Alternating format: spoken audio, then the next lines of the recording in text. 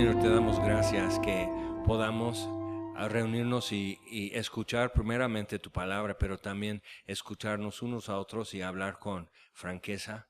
Y pedimos que ahora ilumines tú, Señor, con tu sabiduría el camino a seguir según cada pregunta, Señor, tu sabiduría también.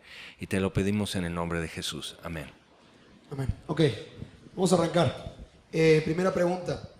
¿Cómo debo decidir trabajar de tiempo completo para la iglesia, aun cuando el panorama sin un trabajo secular luce difícil económicamente? Jaime, tú fuiste un tiempo, ¿cómo le llaman aquí? ¿Bien fresa? Bivocacional, que te dabas clases de inglés. Ok. Realmente yo usaba eso más para como entrada en áreas de la población que de otra manera no tengo contacto. Pero ¿cómo una persona que está trabajando puede decidir entre? Yo en decisiones que son tan cruciales así, que te afectan a ti, afectan a tu familia, afectan a la iglesia, lo que hagas, alguien queda afectado. Lo que me sirve más a mí es eso, que si no hago nada, si sigo como voy y pruebo esa agua, y tú sabes cómo te has sentido cuando desobedeciste a Dios y te sientes como que se desfonda tu estómago un poco, como que sientes mal, chafa. O sea, tú sabes que así. Entonces eso a mí me ha ayudado cuando es algo así, que es importante decidir bien. Mi decisión me va a afectar a mí, mi familia y a la iglesia. Entonces, ¿cuál? Creo que no puedes establecer porcentajes o números en lo económico de que la iglesia puede sostener. Bueno, tuvimos que optar o seguirnos en Tehuacán y perder el apoyo económico como misioneros. Entonces sí me toca esta respuesta. Perdón. Pero es que fue hace mucho tiempo. Parece que fue otra vida. Pero es ese principio lo que me sirvió. Porque la decisión que tomara afectaría radicalmente mi vida, la vida de mi familia y la iglesia que habíamos plantado. Entonces era eso. ¿Qué es el camino a seguir? Por este lado hay cierta seguridad económica de seguir recibiendo apoyo extranjero. Y si yo me voy, es algo bueno, voy a plantar otra iglesia. O sea, todo el mundo me da un aplauso y me quedé así. Me quedo. Y tuve paz. Y no fue fácil. Pero Dios se mostró muy fiel, espléndido en muchas formas. Fue una aventura de fe a partir de ese día. Pero la paz que me dio de hacer esto y no hacer el otro, eso fue decisivo para mí. Bien, yo nomás me tendría que considerar si eres el pastor principal, es un tema. Si estás en la iglesia, preguntar a tu pastor. Quiero servir tiempo completo. No, espérate. Primero vas a ser voluntario y después ya renuncias. Entonces nada más considera eso. Johnny, ¿cómo luchar con la apatía de la iglesia, específicamente en el grupo de jóvenes? Hay dos formas. Dejar que el Espíritu Santo haga su obra o darles duro. Si les das duro y ¿por qué no hay nadie en el grupo de jóvenes? ¡Qué apáticos! Te garantizo que la próxima semana va a haber más personas en el grupo de jóvenes, pero eso no es algo sustentable. Es algo que alguien está hablando de la puntualidad. Nosotros teníamos la iglesia más impuntual en la que había estado. Literalmente, la mitad de la iglesia llegaba 50 minutos tarde, fácil. Y 50 minutos tarde. Y el servicio duraba 1 hora. Y el servicio duraba 45 minutos. Y llegaban al café gratis. Era frustrante. Solamente una vez lo hablé. Y dije, ¿saben qué? La verdad, ¿qué le estás comunicando a tus hijos? Que las cosas de Dios no te importan. Por 2 meses tuvimos puntualidad y se volvió a perder. Y de repente, de 10 meses para acá, Dios ha estado realmente avivando Horizonte Ensenada. Es una iglesia ahorita totalmente distinta a lo que era hace un año. Y ahorita somos una de las iglesias más puntuales que conozco en México. Y no he hablado de la puntualidad en 2 años. ¿Cómo pasó? Pues Dios me dirá algún día, pero ahorita la mitad de la gente está antes de que iniciemos y para el 15, 20 minutos ya están todos. No sé si eso es súper puntual, pero para mí, a comparación de lo que teníamos, es muchísimo más puntual y es algo que Dios hizo. Entonces, con los jóvenes de manera específica, yo digo, uno obviamente es bien importante a quién tienes. Como cuando implantas una iglesia, es bien importante quién es el punta de lanza. Pero vamos a decir que tienes un buen líder de jóvenes, que fue el caso con nosotros, que nada más no estaba creciendo. Le dijimos, ¿sabes qué? Si tienes 3, si tienes 5, invierte en ellos, discípulalos.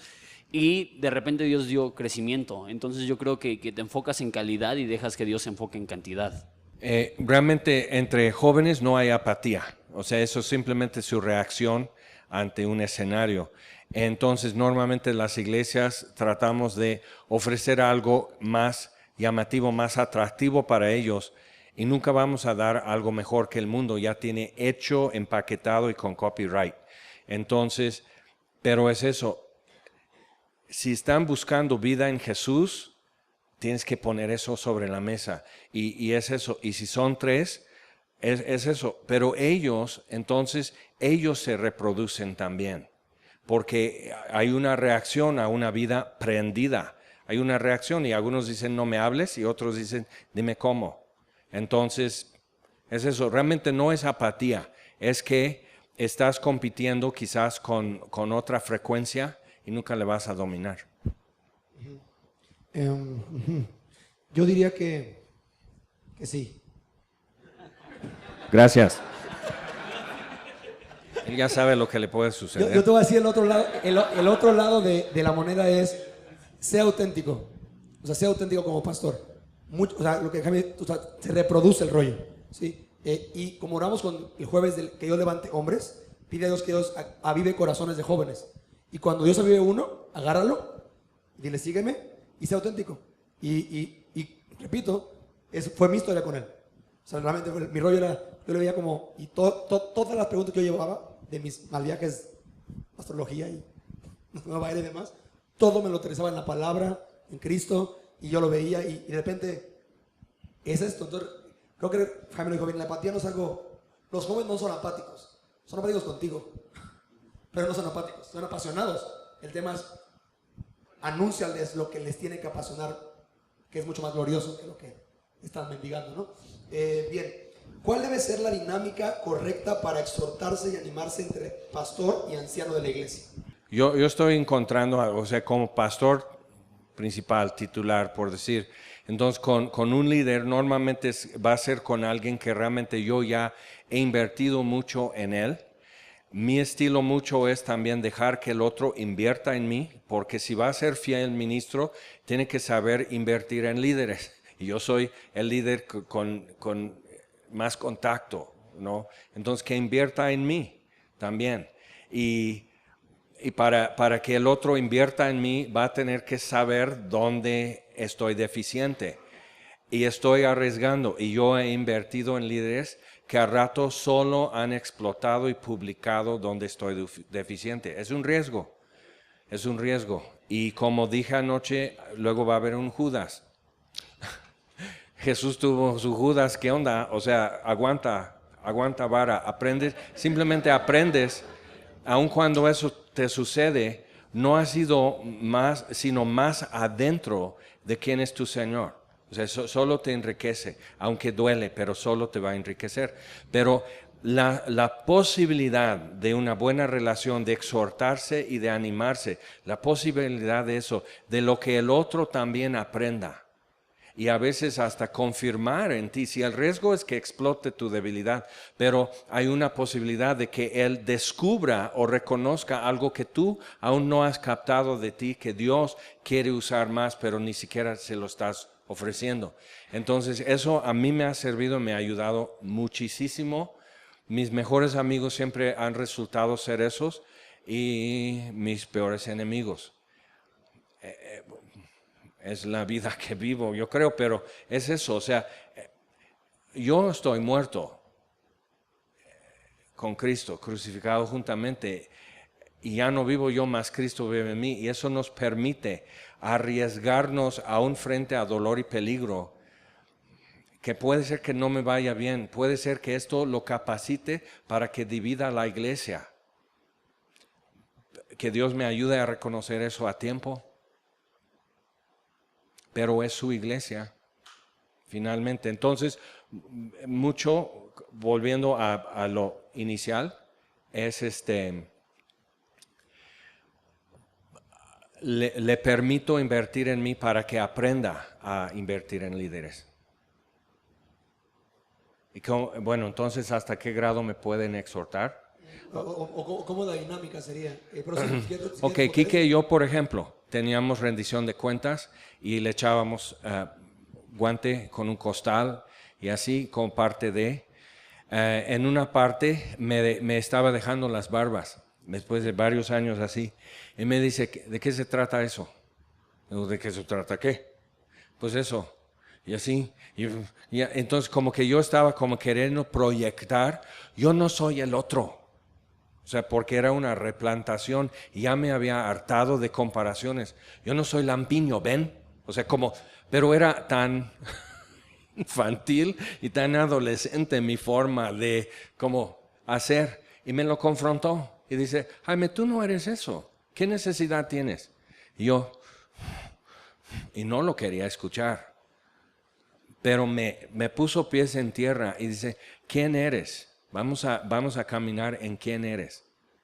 Y lo hicimos. Y fue una buena exhortación.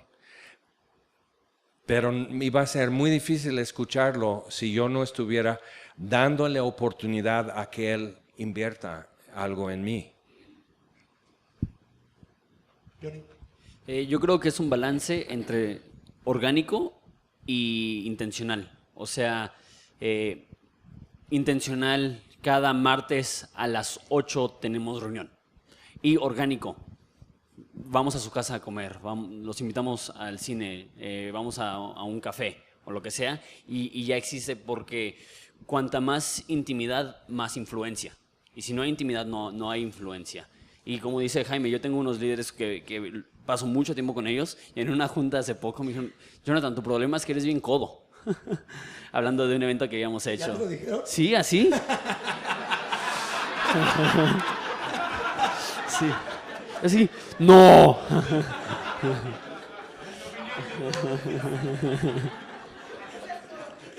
Sí. No, y de Ensenada, ¿ya ves? Exacto. Pero así de franco. Y me gusta. Yo tengo la personalidad que el que me hace la barba, el que intenta quedar bien, el que nunca dice nada malo, ya tengo cierta sospecha. Como que, ¿qué buscas? ¿Qué quieres? Y realmente hay algo que me atrae a aquellos hombres que son un poco más duros, más difíciles, más francos, más no sé qué otra forma de describirlos, que directos a lo mejor es la palabra más correcta. En mi equipo somos 7.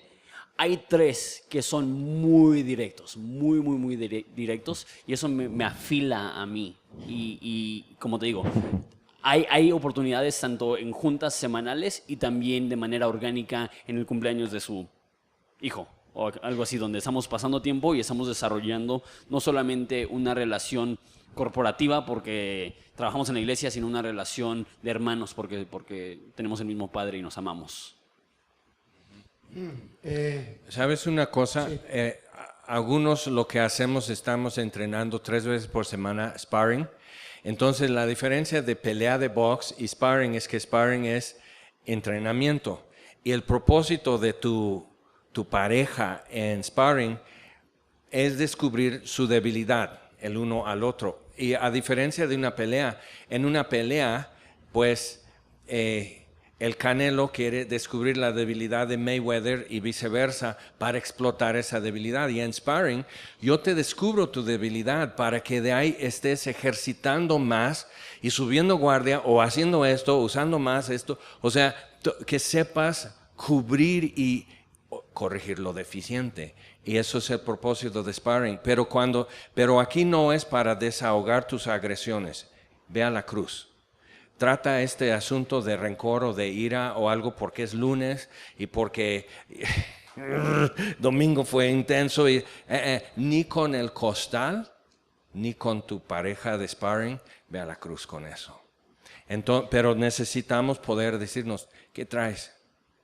Ok, vamos a orar por ti. Esa es la solución. No que pues entonces, dame con todo. No, porque no, porque eso es tu debilidad. Te estás enojando.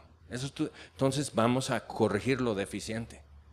Entonces, esa relación entre líderes puede ser muy sana en esa forma, de que sí es sparring, pero no es descubrir tu debilidad para poderte pisotear y explotar esa debilidad y hacer algún tipo de chantaje en el ministerio, sino corregir lo deficiente, porque al rato sales al ring y tu adversario ya tiene otro tipo de guante y te quiere sangrar aquí, dejar chato aquí, tirar al hígado, o sea, te quiere hacer mucho daño.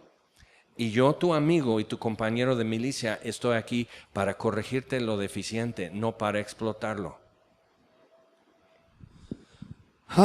Sí, otra vez. Nada más un elemento que creo que es útil es el considera Efesios 4. Dice, ninguna palabra corrompida salga de vuestra boca, sino la que sea buena para la necesaria edificación, a fin de dar gracia a los oyentes. Entonces, que tu palabra sea impartida con gracia. Ahora, no está hablando o sea, a cara de, ¿qué onda, paparrín? O sea, no está hablando de, ay, no le digas como no manches. No, está hablando de, dale gracias, es que se sepa y se sienta tan amado, ¿sí? Que sepa que lo que le estás diciendo es para bien de su alma. Es el tema con muchos que tienen el don de exhortación. Llegan y, pastor, bueno, con todo respeto, no sé si debería decírselo, pero... Y si lo tomas mal, pastor orgulloso, usted no tiene humildad para recibir la exhortación. No, pero espérame, hijo, o sea, es que, para empezar, ¿qué vendes, hijo? ¿Quién eres? ¿Sí? Entonces, en la economía, anciano, pastor, creo que el amor es el elemento, y la gracia, el impartir gracia. Y ojo, otro también, sé específico. No es una onda de, es que siempre haces lo mismo. O nunca es, no, o sea, mira, el domingo pasado noté en este servicio, salió esta onda, no luce, algo que pueda yo servirte para cuidarte en esta onda, o considéralo nada más, pero sé específico. Porque muchas veces, quiero soltarlo, tienes un problema con un corazón orgulloso. Y tú así de, no pues, pero como lo vio y ya te deja toda la semana así de, no manches, soy lo peor. Y no, sé específico. Mira, Dios está tratando contigo, pero en este tema, si en vez de esto respondieras así, luciría mucho más Jesucristo. ¿Sí? Entonces nada más, Efesios 4 es un buen parámetro. Bien, ¿qué es lo que más te ha desanimado en el ministerio y por qué? Porque depende. Me hablas domingo en la tarde, o sea, tengo una listota de lo que me puede estar desanimando. Creo, de agüitar, realmente ya descorazonado.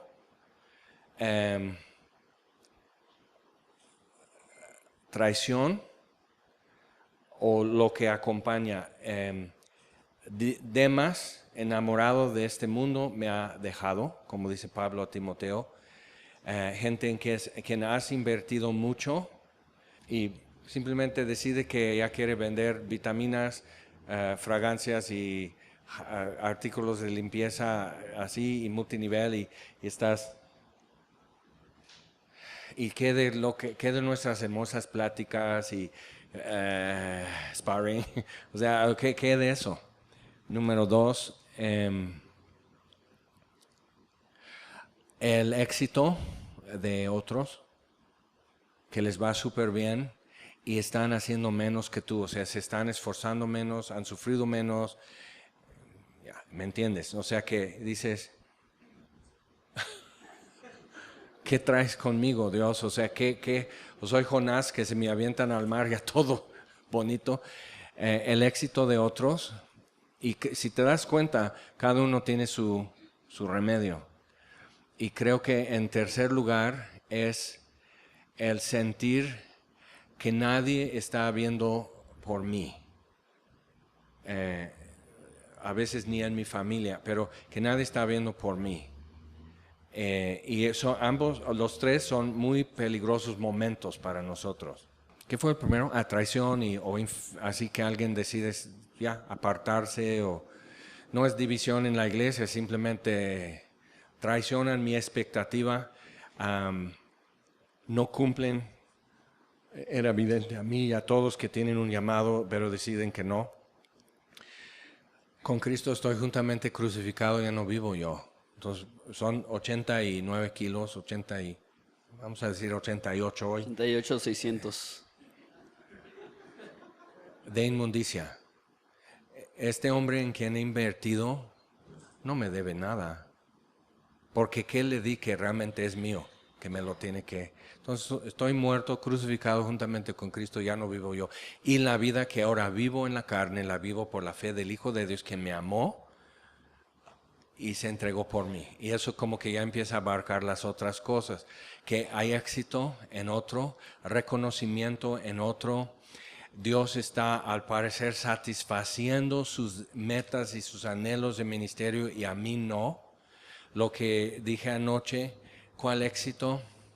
Pero descubrí apenas ya hace 3 días, tratando de entender eso de plantar o que de iglesias, que yo estaba realmente replantando vidas durante 24 años y están ahí dando fruto. Y luego todavía estoy, bueno, ¿y eso qué quiere decir? ¿Cómo, o sea, dónde voy a archivar eso? O sea, alfabéticamente, ¿dónde va esto? Pero otra vez, con Cristo estoy juntamente crucificado, ya no vivo yo. Entonces, que a otro le vaya bien y me cuesta, porque a veces yo sé que está usando trucos. Y saber que está usando trucos no me da paz. Y lo tengo que informar y lo tengo que publicar y que no es justo, ya, ese es mi berrinche. Y no hay descanso sino en la cruz. Y lo que empiezo a hacer más y más y más es eso, es ya llevar mi sleeping al pie de la cruz.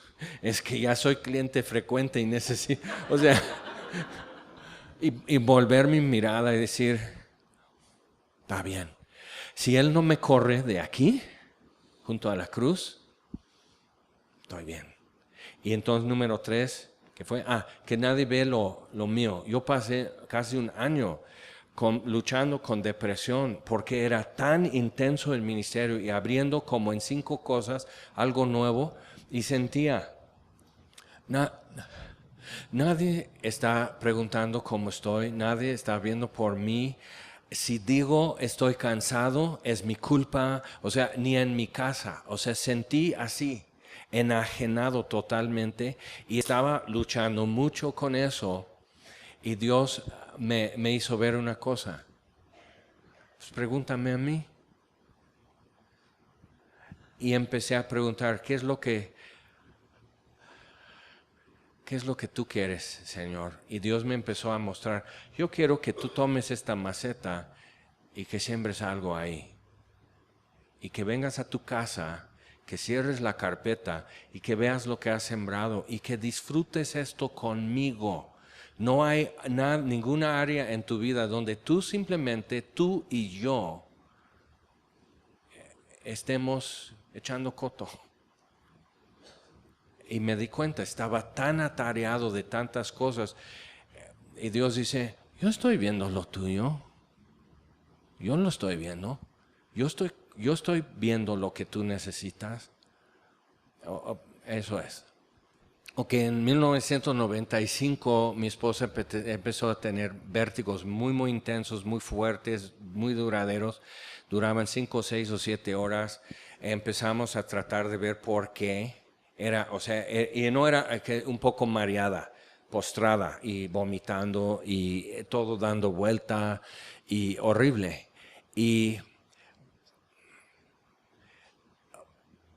Pero antes de eso estábamos viendo que tenía un zumbido, que tenía sordera, que tenía al mismo tiempo sensibilidad, cierto tipo de ruido. Entonces lo estaban diagnosticando con una cosa que tenía una pequeña cirugía en el oído interno, podría corregir eso. Entonces íbamos caminando a eso, empiezan los vértigos y el especialista dice, no, eso es libro de texto, es síndrome de Meniers, que es una pequeñísima perforación en la membrana entre el caracol y el laberinto en tu oído interno. Eso es una cosa de este tamaño, ni es el tamaño de un garbanzo. y descompone toda tu vida terriblemente. Y nadie en la iglesia decían, bueno, como es güera, es delicada, es su patatús. Mi mujer estaría dando a luz y a los 3 días parada tocando guitarra en la iglesia si era domingo. Y digo, no es patatús, no es esto, no se está haciendo. Su problema de ella es que hace marchas forzadas. Entonces eso no se está haciendo. Entonces era muy difícil y Dios a mí me hizo robusto. No me enfermo mucho, como que puedo tirar las cosas atrás y seguir y todo eso. Me hizo muy tiernito y muy sensible, pero físicamente robusto. Entonces, y ella también realmente. Luego vamos con un internista que tiene que estudiar, le haces 20 estudios y dices, oh, eres un roble. Y dice, ¿por qué no me siento como roble? O sea, ¿por qué me pasa? Ahora lo más reciente ahora es fibromialgia. Ya le hemos podido poner eso como cuadro. Eso fue buena noticia porque no es artritis reumatoide, que los síntomas tiraban a eso, que es degenerativo. Pero igual no hay nada que puedas hacer más que aprender a vivir con eso y medirte. Pero ha sido una bendición, porque entonces nosotros tenemos que cambiar el ritmo y estar más tiempo así. Ajá, y luego un café, bueno, ella descafeinada, y así. Y luego, ajá, y que como que ya, y escucharnos mucho más. Y si tú estás otra vez, que nadie está viendo lo tuyo. Entonces yo salí en la etapa de Meniers. Bill Gates de Microsoft y yo, 95 fue horrible. El Windows 95 y todo el mundo lo escupió. Y yo en 95 dije, pues ya, o sea, en enfermedad y salud prometí, pero no puedo hacer nada. O sea, no puedo hacer más. Y así una noche estamos ahí, dice, ¿puedes orar por mí? Está con un tazón, con puro bilis. ¿Puedes orar por mí? Y empiezo a llorar, porque ya no tenía fe. O sea, ¿de dónde saco Hulk? Y ya se solucionó. Y Dios me estaba abatiendo de todo lo que yo podía hacer. Tuvo que ir a México a renovar su pasaporte para ir a los Estados Unidos porque no había máquinas para hacer el tipo de resonancia magnética que pudiera detectar un quiste en el cerebro, que quizás la sordera. Y yo así, y amanecí ese día con ronchas, cubierto de ronchas. Y Dios dice, ¿no que no tronabas? O sea, y así, entonces puede ser que Dios te está dejando correr el largo de tu trailla hasta que truenes, hasta que digas, ¿me puedes ayudar? Y admitas que no. Entonces una mañana, en esa etapa, sacaba el perro y en unos baldíos al otro lado de la calle, y caminaba yo en las mañanas orando y el perro así, él su aventura conmigo, ¿no? Pero yo orando, pero salí esa mañana ya enojado, cansado, lastimado de todo, y dije, Dios, siempre hemos hablado de la verdad, pero estoy enojado y no tengo nada que decirte, es esto nada más, estoy enojado, ya estoy cansado y harto y no entiendo qué estás haciendo. Si quieres decirme algo, aquí estoy, pero yo a ti no te digo nada, lo admito.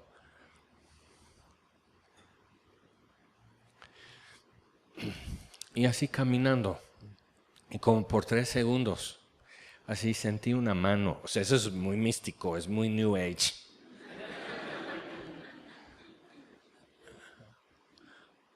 Pero Dios le dijo, Agar le puso el nombre, ese es el pozo del viviente que me ve. Él sí ve. Y yo, ¿cómo estás? Bien. Aprendimos. ¿Cómo va Krista? Bien. Ya no decíamos la verdad porque no has probado esto, que si tomas polvito de tepezcoite, que esto, que así. Ya lo hemos probado, no sirve. Es que esas hierbas saben que no somos mexicanos y no nos surten. O sea, hacía bromas, hacía chistes, para no llorar, hacía reír. Y si, ¿cómo va Krista? Bien, bien. ¿Cómo vas tú? Cambiar el tema. ¿Y tu mamá cómo está? ¿Y tus hijos esto? ¿Y esto? ¿Piensas pintar tu casa este año? Cambiar el tema. Y ahí estoy, y 3 segundos así una mano haciendo esto. En la nuca. Así. Y yo así.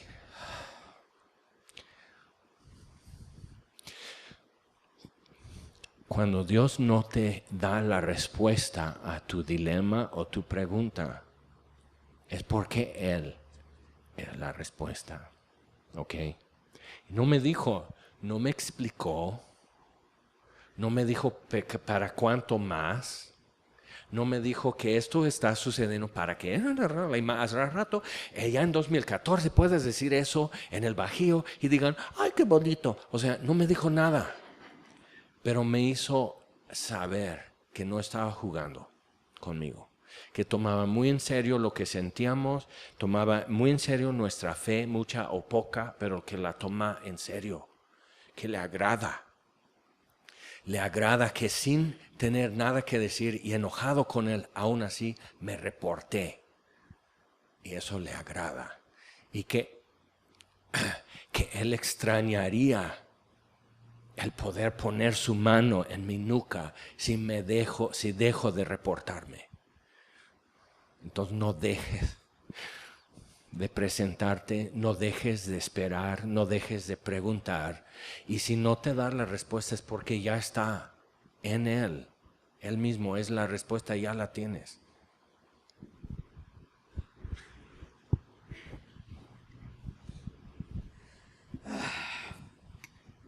¿Puedo decir una cosa? ¿Cuál es tu equipo de fútbol favorito? Sí. ¿Cuándo vas a pintar tu casa? No, escuchas esto y dices, pues mi esposa no está enferma. No estoy viviendo en otro país. No estoy sin poder pagarle una resonancia magnética a mi esposa para ver si tiene un quiste. ¿Por qué rayos me siento triste?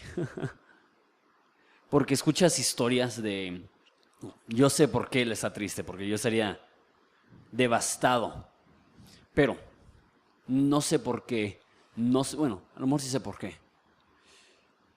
Pero todo pastor que conozco pasa seguidos tiempos de oscuridad. Spurgeon batallaba con una depresión tan fuerte que los últimos años de su vida él se tenía que ir 3 meses al año a Francia porque aparte de su depresión no sale el sol en Inglaterra y nada más era tanta la dificultad que tenía que casi huir. Y murió a los 55 años por una enfermedad relacionada al estrés.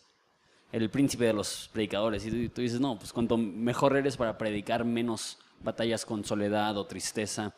Pero la realidad es que ministerio grande, ministerio chico, elocuente o malo para hablar, a todos los pastores se les enfrentan dificultades y tristeza y oscuridad. Y yo creo que Dios lo hace para que no se te ocurra ni por un segundo confiar en tus propias fuerzas y ver lo insuficiente que eres y lo débil que eres y lo frágil que eres y abrazarte de aquello que es lo único que te puede sostener. Tengo 25 años. De adolescente era el chavo más alegre y sigo siendo alegre, pero de repente me dan unas tristezas que digo, ¿de dónde sale esto? Soy pastor, eso no debe de suceder, pero entiendo que eso es parte de la descripción del trabajo, lo que dice Pablo, tristes pero siempre gozosos. Y en Filipenses cuando escribe regocijaos en el Señor siempre, dice 2 capítulos anteriores, dice estoy escribiendo esto con lágrimas en mis ojos. Porque pensamos regocijaos siempre y creemos que Pablo tenía la sonrisa colgate que nunca estaba de malas.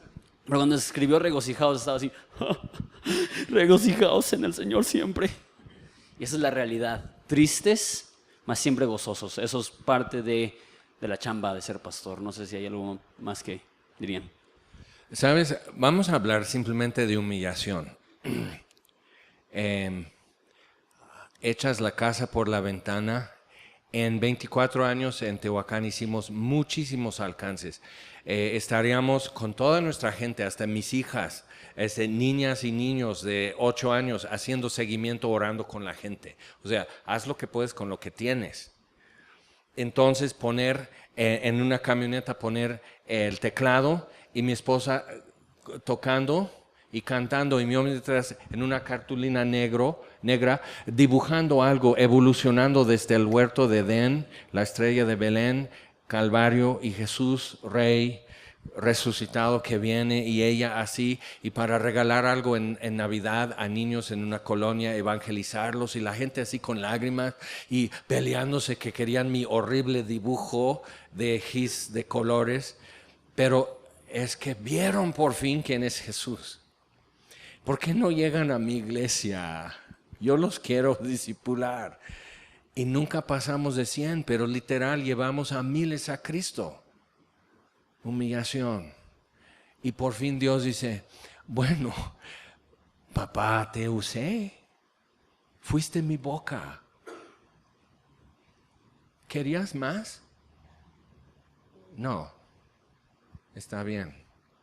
Te amo así. Y ellos son míos. ¿Quién los compró? ¿Tú o yo? Pues yo. No, tú. Yo compré los globos. Ok. Dice Dios, Isaías 57:15. Lo tienes que saber. Tienes que ser tuyo esto. Porque así dice el que es alto y sublime, cuyo nombre es el Santo. Yo habito en las alturas, en la santidad, y con el quebrantado y el humilde de espíritu. ¿Para qué? Pues para acabar de amolarle. No, para vivificar su espíritu y sanar su corazón. Dios tiene 2 domicilios, en las alturas y la santidad. El problema es que no hay suficiente oxígeno para este pecador en las alturas y la santidad. Y en la humillación y quebranto. Dice, yo tengo 2 domicilios. Y normalmente cuando estoy en ese domicilio, yo ya he pasado suficientes tiempos ahí, hasta ya el sillón ya huele a mí.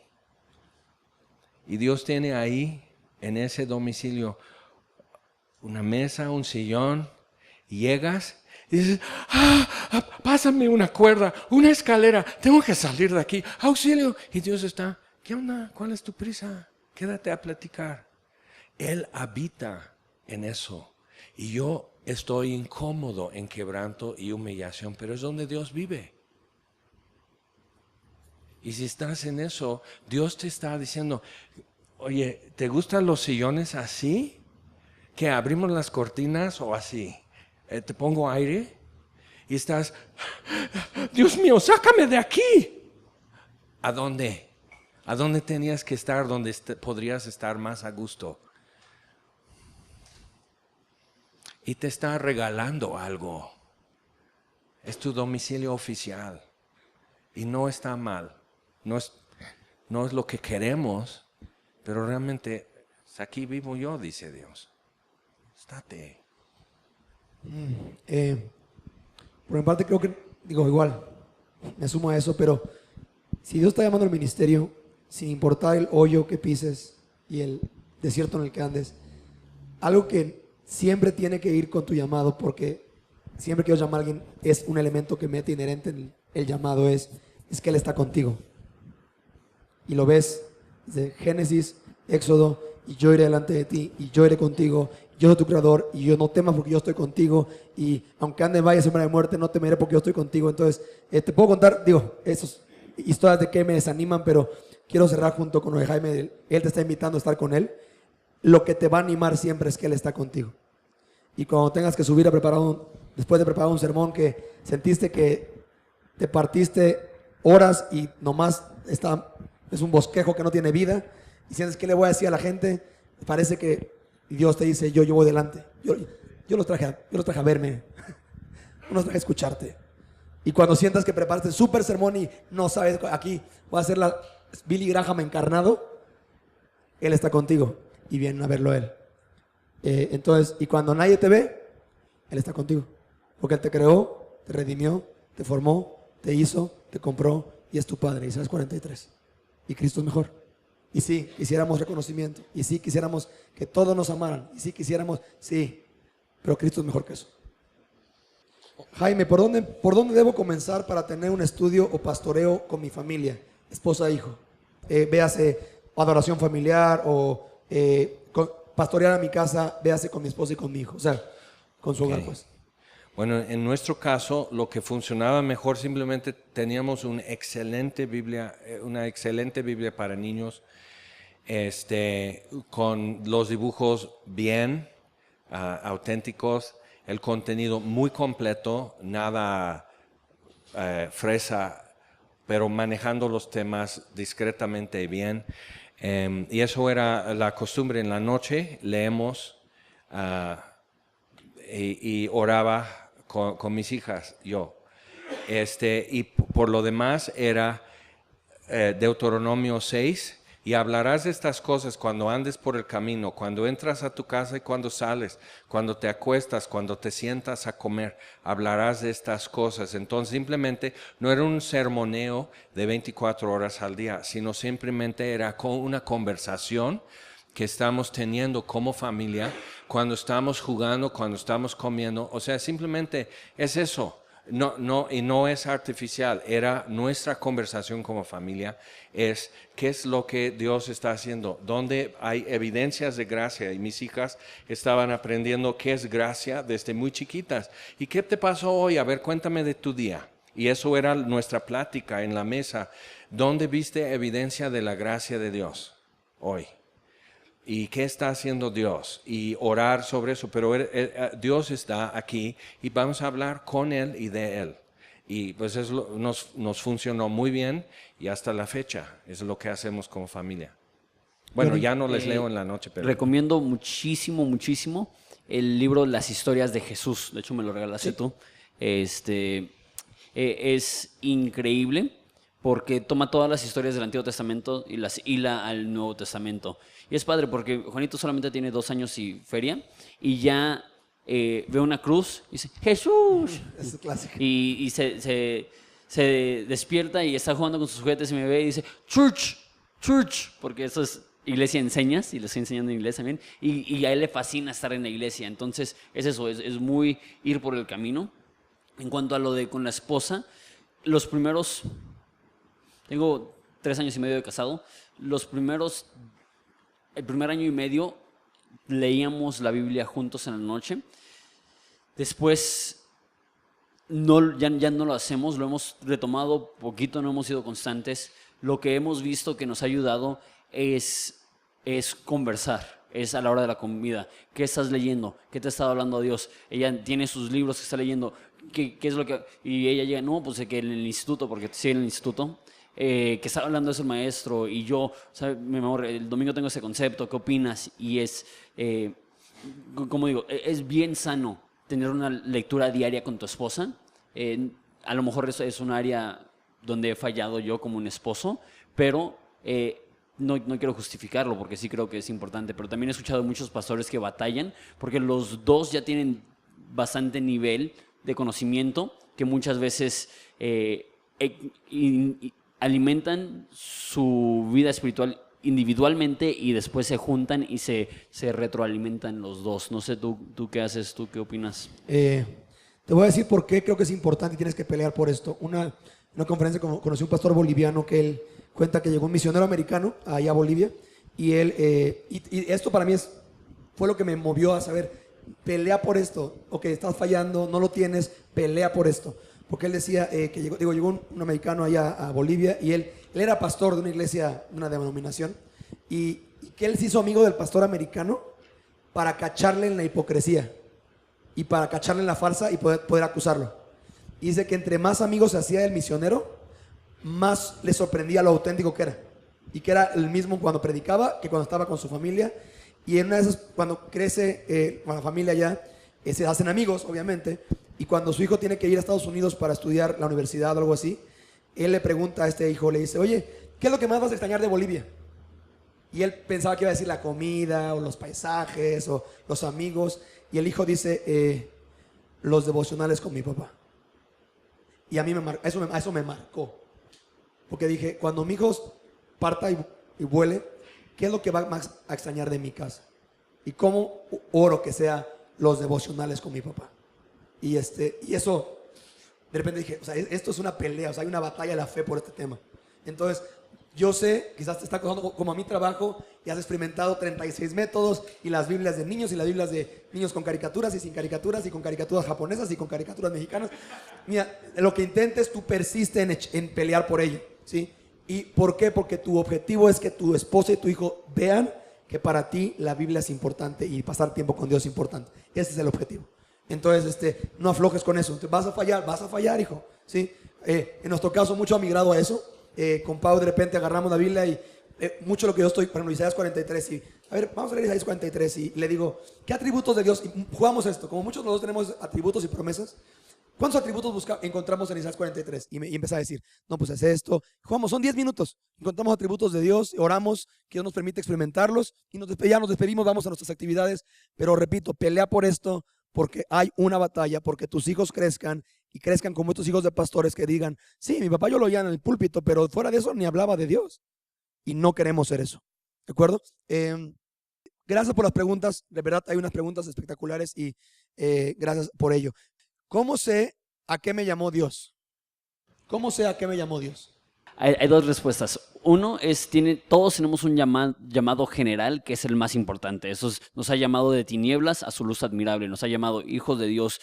Y cuando te enfocas en ese llamado, vas a estar pleno, tu identidad va a estar en el lugar correcto y te va a permitir responder la segunda pregunta de modo correcto. Lo que pasa es que cuando preguntamos cuál es mi llamado, lo que queremos es qué es aquella cosa por la cual Dios me creó como misión en esta vida, como ministerio o vocación o carrera, y eso le damos más importancia. Y eso va a crear una crisis de identidad, porque entonces tu identidad primordial no va a ser hijo de Dios, va a ser pastor, o va a ser empresario, o va a ser atleta, o va a ser artista, o lo que sea. Entonces lo que yo diría es, por mucho, 9-1, enfócate en el llamado claro de ser hijos de Dios. Y cómo saber cuál es el llamado al cual Dios te ha puesto. Dos cosas: dones y talentos y las puertas que Dios está abriendo. ¿De qué manera te ha programado Dios? ¿Eres un líder nato? ¿Eres un asistente nato? Y ver eso y ver de qué manera te ha equipado Dios y qué es lo que puedes desarrollar de lo que Dios te ha dado. Y dos, ¿qué puertas está abriendo? ¿Te ha abierto puertas para ser misionero? ¿Te ha abierto puertas para ser pastor? ¿Te ha abierto puertas para entrar en ese negocio? Y sé que hay más, no es muy extenso, pero esas dos cosas pueden ayudar. No sé, Jaime, ¿qué opinas? Ya lo dijo Johnny, hay un llamado general. El tema aquí es, yo veo dos elementos que tienen que formar el llamado, que es la Biblia y tu autoridad. Hay una generación muy... Dios me está llamando a esto y tu pastor te dice, oye, pero es que no está siendo fiel en esto. No, pero Dios me está llamando y hágale como quiera. Creo que el formato de Filipenses 2 es muy claro y en la Biblia el formato en Hechos es muy claro que Dios confirma por el Espíritu Santo y por tu autoridad a qué te llamó Dios. Entonces, es Biblia, Dios me ha marcado en la Biblia. Ok, ¿cómo fue mi rollo con Jaime? Dios me salvó, Dios me llamó y mi segundo año creo, ya después de que Dios me desintoxicó gran parte, yo le dije, oye Jaime, creo que Dios me está llamando. Estábamos en San Diego, todavía me acuerdo de él, acá. Estábamos en San Diego en el carro y oye Jaime, creo que Dios me está llamando como algo, pero no sé ni a qué. Y fue cuando estábamos hablando por Vimo, ¿te acuerdas? Y me dice, Jaime, me dice, pues ¿qué estás leyendo en tu Biblia?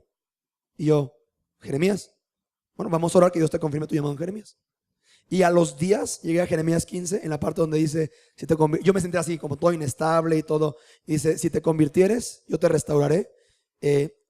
Y serás con mi boca, estarás delante de mí, pelearán contra ti, pero no te vencerán porque yo estaré contigo. Y Jaime, creo que Dios me está llamando a hacer como a predicar.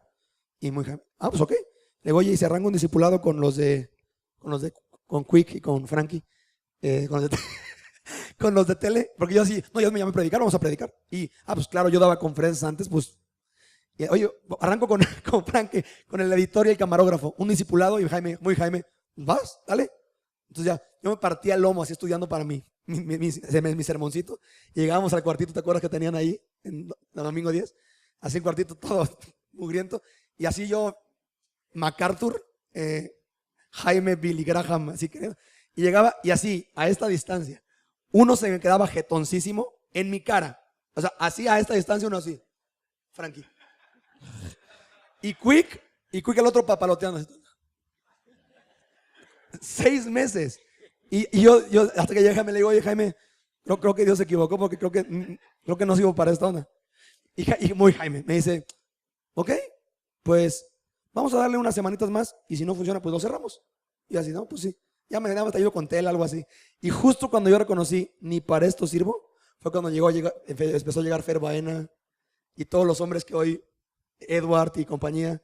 Y es chistoso. Entonces, repito, es la palabra, Dios me llamó a esto, y tu autoridad que te tiene que confirmar y enviar. Y mucho, ya en ministerio específico, siempre va con la autoridad. O sea, es Dios les confirma que les envía. Cuando yo empecé a venir a Querétaro a predicar, la primera vez hace 4 años antes de que llegáramos con Juan, con Raulito, con Chuy aquí, empezó a mí Dios a inquietar un tema, vi un tema que había en la iglesia y después me invitaron a predicar aquí a otra iglesia y me acuerdo una vez llegué en 2009 creo, llegué con Jaime y yo, no Jaime, es que la gente en la palabra en Querétaro responden precioso, estamos en tu oficina, lo que creo que está en la Laura ahorita, no sé. Y me acuerdo que Jaime estábamos así, yo sí, y él se le llenan los ojos de lágrimas y me dice, entonces ¿crees que Dios te está llamando a Querétaro? Y entonces ya eso, ahí voy también yo a llorar. Yo, creo que sí. Y muy Jaime, ¿ok? Dios no tiene prisa. Vamos a orar 1 año. Y si en 1 año no pasa nada en Horizonte, arrancamos algo del otro lado de la ciudad. Porque son familia. Pero vamos a orar que Dios ama Horizonte y que son familias. Entonces oramos y 8 meses, ¿te acuerdas que ya estaba Johnny, la ecuación? Estábamos orando por arrancar una semilla en Puebla. Yo ya con Talí se acuerda de esto. Ya tenemos el salón en Puebla. Y digo, Jaime, me acuerdo, Jaime, ya tenemos salón. Y Dalí negoció un super deal para el salón, arrancamos Semilla Puebla. Y Jaime, para todo. Y yo así de, ¿ahora qué hice? ¿Ahora qué rompí? No, dice, para todo tenemos que hablar. Dice, tú nada, dale a Godsway, el martes platicamos. Y me dice, me marcó Juan, le pidió a Johnny que se quedara en Ensenada y se enteraron que estábamos orando por Querétaro, me pidieron que si te enviara. Y me dice, si te dieran a escoger entre Querétaro y Puebla, ¿qué escoges? Y Dios había tratado conmigo en Filipenses 2. Y le dije, mira, Dios me está hablando en esto, escoge tú eres mi pastor. Yo veo que Dios usa la autoridad para enviar. Así que tú dime. Y él hace, muy Jaime. Y me dice, mira, Puebla hay una batalla espiritual en Puebla, pero Querétaro tienes un llamado.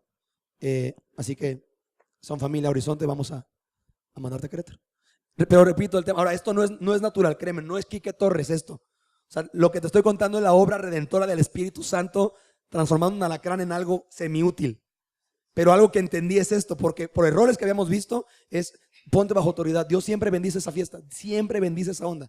Entonces, Biblia, autoridad, Dios confirma el llamado. ¿De acuerdo, Jaime? Sí, porque alguien puede dividir una iglesia porque tiene un llamado. Y nos pasó en Cuernavaca. No, pues Dios me ha llamado. Ok, bueno, ¿por qué no formamos un equipo y llevas gente? No, solo yo y mi esposa, pero se llevó más de 80 personas. Entonces, bueno, ¿cuál iba a ser por fin? Entonces, hay mucha habilidad humana que Dios no va a desperdiciar en ti. Lo puede hacer. Estuvimos muchos años en Tehuacán y Dios no usó habilidades de mi esposa en la música. Y dices, entonces, ¿para qué le das esta habilidad? Y puedes estar cuestionando, pero dirá el vaso a quién le formó, ¿por qué me pusiste así? ¿Por qué así? O sea, claro que no, pero se nos da. Dios dice al sol, estate aquí, dice a las estrellas, esténse así, y dice al hombre, haz esto, y decimos, ¿por qué? ¿Y por qué yo y no ellos? O sea, eso es nosotros, es el pecado. Pero siempre tenemos buenos argumentos y demás. Y por eso puedes estar discutiendo y argumentando aquí, tratando, pero es que es el otro. David fue el ungido de Jehová y él frente a Saúl dijo, no voy a tocar el ungido de Jehová. pero David es el ungido de Jehová también. Entonces, es de Dios esto. Jesús fue sujeto a Jesús y María, José y María, fue a los 12 años, él ya sabía por qué estoy aquí y ya lo estaba haciendo bien, no de chamaco, sino ya bien, dejando doctores de la ley así, con la duda. Entonces, pero Jesús estuvo otros 18 años, ¿ok? José soñó de un futuro que iba a bendecir multitudes y salvar una nación, y 20 y tantos años para que él un día vea a sus hermanos postrados ante él y empieza a llorar, en lugar de decir, yes, es el plan de Dios. No, está llorando porque le cae el 20, porque estoy aquí. Entonces, ¿cómo saber que si tienes un llamado, que si no lo hago, lo puede hacer otro? Moisés lo supo, le dice a Dios en Éxodo, pues te ruego que envíes al que debes enviar, o sea, hay otro mejor que yo, pero si no lo hago yo, no es porque yo soy el mejor delantero o el mejor portero y este equipo ganaría siempre si yo estuviera en la portería. Pues sabes que Dios no le puso en la portería. ¿Qué tal si su plan es humillar tu equipo? ¿Quién les paga la renta? Dios. Entonces, saber que tienes un llamado es esto. Si no lo hago, si no hago esto que Dios si no lo hago, Dios nomás está así conmigo y no lo soportas. Jeremías lo intentó y dice, fue un fuego en mis huesos. Y no es que tus pasiones son de tus tripas, tu estómago te está hablando, no Dios. Pero es esto, que tu entendimiento y te queda claro que Dios nomás está así. Así. ¿Sí me explico? ¿Por qué lloró Jesús sobre Jerusalén? Ok, y yo no quiero que me vea a mí como vio a Jerusalén y que diga. Entonces ya sabes eso y has estado en ese punto varias veces en tu vida y así sabes si tienes un llamado, porque Él está diciendo por aquí y estás, bueno, y Él, no le hagas esperar. Bien, vamos a orar para terminar este tiempo. Hay otras preguntas buenas, pero creo que por cuestión de tiempo Dios agendó que fueran esas, y mi anhelo es que sepas que Cristo es la respuesta. ¿De acuerdo? Señor, gracias por esta hora y piquito, Dios, de poder, sobre todo, Señor, gracias por Jaime, por Johnny, gracias por buenas preguntas que pusiste en el corazón de tus siervos. La verdad no somos dignos, Señor. Mereceríamos que nos dejaras solo como perros ahí resolviendo los problemas, pero gracias porque has creado un compañerismo en México que a esta altura del partido puede ofrecer a personas cierta dirección de tu parte, como decía mi buen César Gervasi, una señal que dirija a Cristo, y gracias porque ahí encontramos todas nuestras respuestas, Dios, y tú eres suficiente. Así que ruego por los pastores y siervos que están en una disyuntiva, en definiendo llamado, viendo si dejan el trabajo secular para dedicarse tiempo completo, peleando financieramente en su matrimonio, Señor. Danos de tu Espíritu Santo para ver que Cristo es la respuesta y que Cristo es mejor, y que nos has comprado para algo mucho más precioso de lo que a veces nos conformamos con pelear. Así que sé con nosotros, Dios, en este fin de jornada de la conferencia, por Jesucristo.